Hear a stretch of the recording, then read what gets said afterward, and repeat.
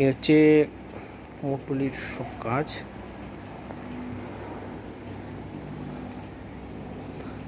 তো কাজ বলতে গেলে প্রায় অনেকটা এগিয়ে গেছে, পুজো তো দেরি আছে।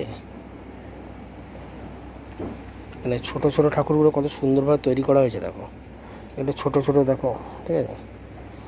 এই যে দুর্গা ঠাকুর ছোটো, যারা ছোটো ঠাকুর অর্ডার করতে চায় তো ছোটো ঠাকুর এইভাবে নিতে পারো। এখানে একটু বড় বড় সাইজের আছে, ঠিক আছে। কলকাতাতে দেখেছি বেশিরভাগ ঠাকুরগুলো মানে প্যান্ডেল খুব সুন্দর হয়, কিন্তু ঠাকুর অনেক সময় অনেক জায়গায় খুব বড় হয় না। এগুলো হচ্ছে ছোটো ঠাকুরের জন্য।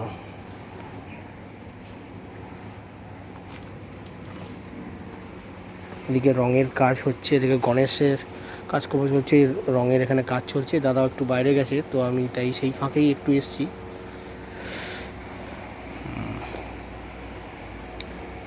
এই ঘর,